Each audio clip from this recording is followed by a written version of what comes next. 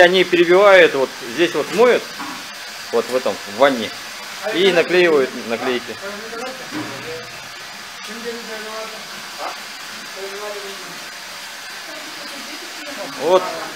Вот у нас лежат наклейки водяного.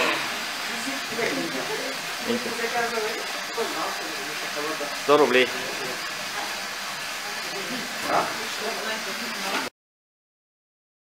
К сожалению, в последнее время такая ситуация в городе сложилась, то что некоторые предприниматели, так скажем, пользуясь случаем, либо какой-то вседозволенностью, может быть, безнаказанностью, производят питьевую воду фактически нелегально, подпольно.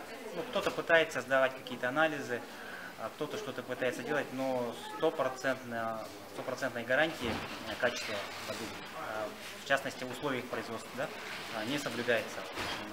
Да. Используется скотч у нас. Замечательно. Едет хозяин. Будем ждать.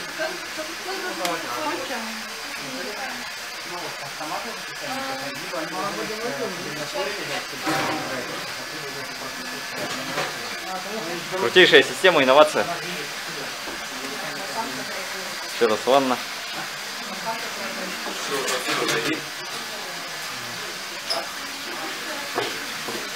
Смотрите, у нас, смотрите, здесь система. Работник стесняется.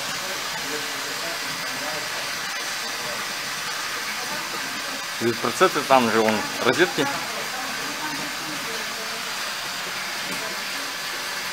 Это все очень плохо, мне кажется. Это у нас бухгалтерия. То есть вот это кассовый аппарат, скажем так. Как это у нас называется-то? Смотрите, вот тут у нас стоит наша росинка, которые были раньше, да? Там у нас стоит добрая вода. Саха Аква. Ну все понятно, здесь у нас. Хотя бы смотрели на этикетку при заказе той или иной продукции. Там должен быть обязательно производитель, фактический адрес, юридический адрес, сроки и условия хранения должны быть продукции, номера технических условий. В принципе, эта информация вся общедоступная в интернете.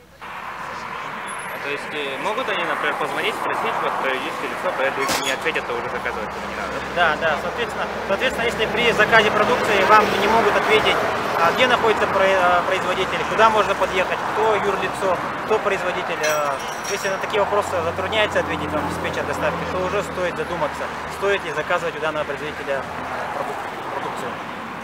Не гонитесь за этой дешевизной, не везде дешево не значит качественно. Спасибо.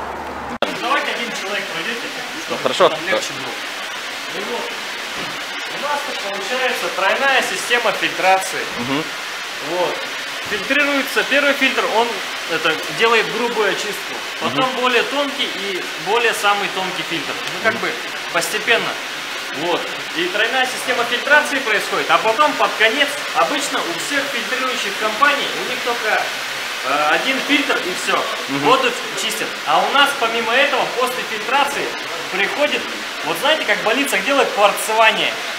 Вот у нас такая же есть ультрафиолетовая лампа, она убивает все микробы после, то есть у нас помимо фильтрации убивается еще и микробы. То есть воду можно пить, ну, не кипятя. Вот. И все, только этими гордимся. Но фактически вот, то есть, все легально, все хорошо. Да. То есть, получается, идет вода, она фильтруется, а потом идет в емкости. А из емкости мы уже разливаем по бутылкам. Бутылки у нас промываются снаружи полностью.